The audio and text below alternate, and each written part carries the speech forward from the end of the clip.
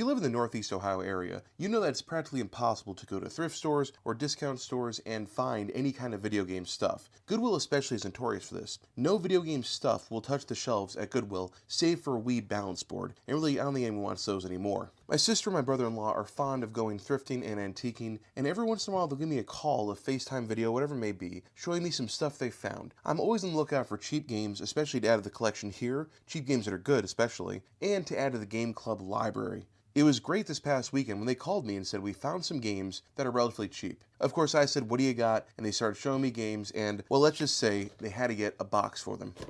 Now there are quite a few games in here, and for the most part, with one exception, they were all $4 each. Now some of these I bought for the club, some for my personal collection here, and some of them to prove some points for some future videos and YouTube shorts and TikToks if that's still available in a month. But let's get into what I actually got here. We got a pile of PlayStation 2 titles. We'll make our next pile, which is going to be Xbox 360 titles. I'm sure you can see some of these already. That's no big deal. We're going to get into all of them eventually here, and I'll try to explain my reasoning and justification for buying each thing that I have here listed. We'll then make a pile of PS3 games, which are substantially less of this collection here, and blah, blah, blah.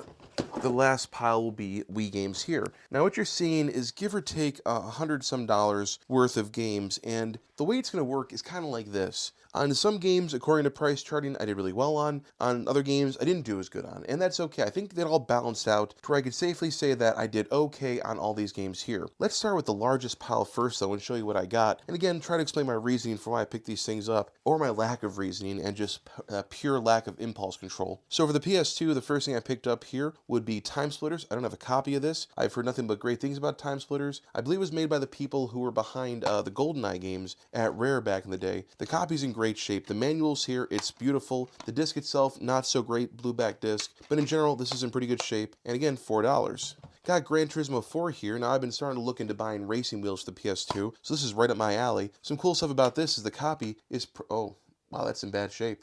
I thought this was almost brand new. Well, ooh, that's rough. We're going to have to clean that disc up the best we can. But even if that doesn't work, I'm sure I can find it cheap because the rest of it's here, up to and including this awesome little registration card for PlayStation Underground, and the manual looks brand new. Pretty cool. Moving right along. I ended up picking up Madden 2005, the Collector's Edition, which is actually pretty cool looking for a sports game. Sports game's not my genre, not my favorite thing, but the kids at school, a huge fan of sports games. Definitely a lot of athletes there, so I was happy to pick that up, along with this MVP Baseball 2005, another PS2 game, and in general, these games are looking pretty good. Picked up the Warriors for the PS2. I have this game on the Xbox One, the original one. I actually play this if I am more familiar with the controller. I didn't really grow up with an Xbox, so this here will hopefully compel me to play it and finish it. Got Madden 06 for the PS2 here, another great condition game. All these are in exceptionally decent shape. I was very surprised. A lot of these sports games, usually when I get them, the cases are broken, the discs are all jacked up, the manuals are all messed up, if it has it at all, so I was pretty impressed. Prince of Persia Warrior Within. Never played it, but I've always heard great things about the Prince of Persia series. Disc not really in great shape, but that's okay.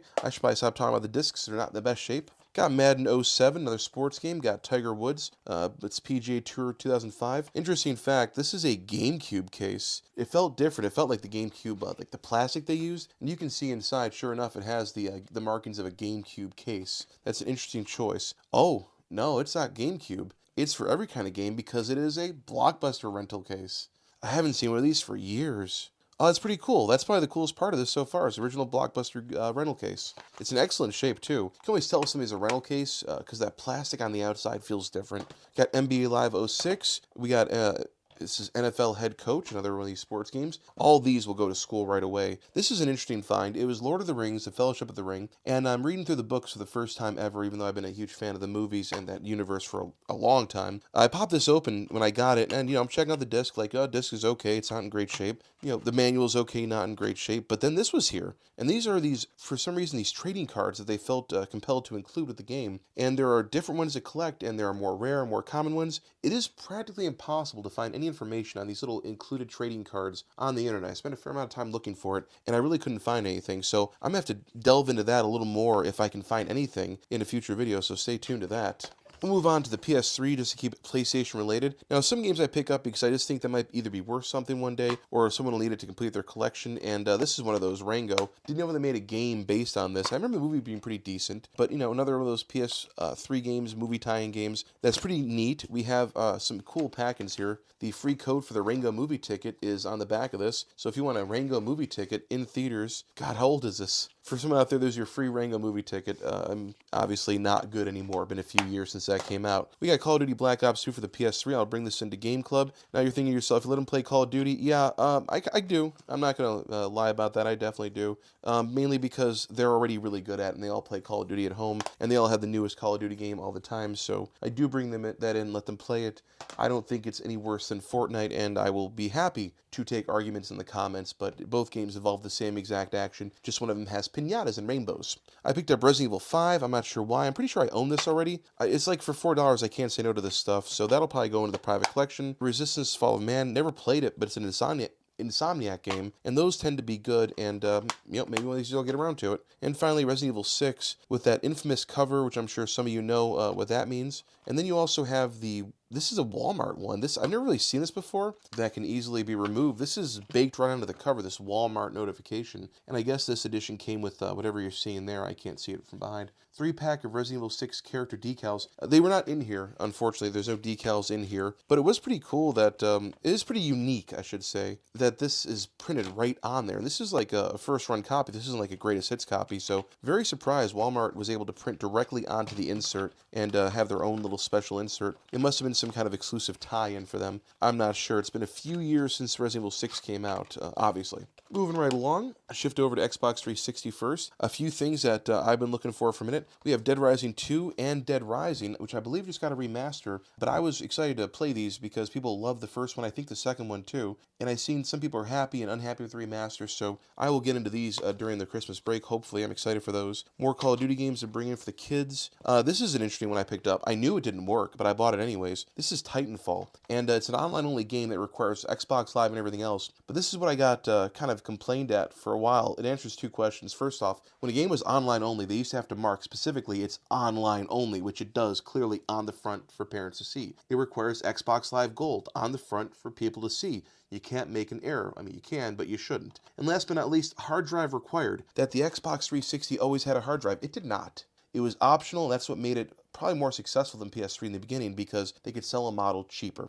Got an Xbox 360 copy of Diablo 3. The kids actually like this a little bit, make their own character and play with them at school, so I'll bring that in. We got The Last Remnant, an RPG from Square Enix. LA Noire I've heard nothing but good things about, so I'll try to get into that eventually. We have Star Ocean, which I believe I already have a copy of, but oops, for $4, this one's complete, and it's in pretty good shape, so we'll add that to the collection as a backup or give it away to a friend. Left 4 Dead, a bunch of kids asked about that too, so maybe we'll bring that into school. Army of Two, I remember this came out, and it wasn't the worst thing ever made, I believe, but who knows. And looks like an original copy of Alan Wake, which one of our friends came over years ago. This is probably going back 6 or 7 years. Brought it over, he started playing it, and he seemed to get bored after like an hour and turned it off when I was just getting really excited about it. So I've been trying to play it since, and now I have an excuse. Last but not least, the shovelware extraordinaire, we have Space Chimps.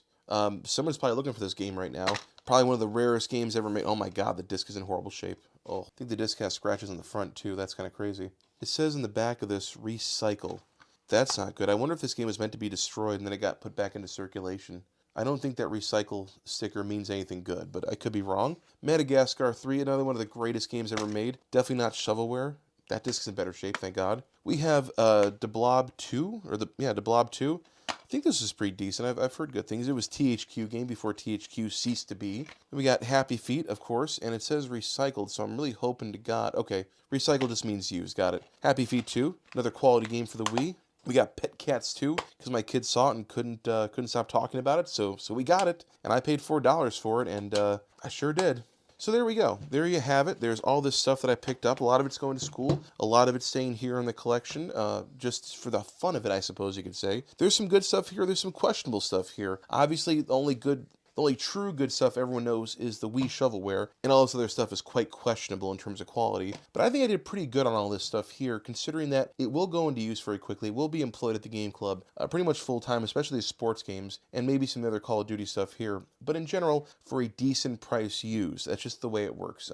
This area has been plagued by unemployment and resellers and things like that for a long time, so people are always out there hustling, trying to make a living. I can respect that, but it also means that there's not a lot of stuff left for thrift stores and secondhand stores and things like that. And there's actually a fair amount of video game retailers, like used video game retailers around here. So I understand that's how the business works, that's how the world works. It just results in not a lot of fun video game hunting for me or my friends and family, because it's pretty much always already taken by full-time resellers. So anyways, this was kind of fun to find all these things. I know a lot of you will heavily criticize these pickups. I don't blame you. But in general, I think I did okay. I'm just curious out there on social media land. What do you think of what I got here? Anything that you think is a good find or a good price or a good buy, let me know. And hopefully we'll see you in the next one.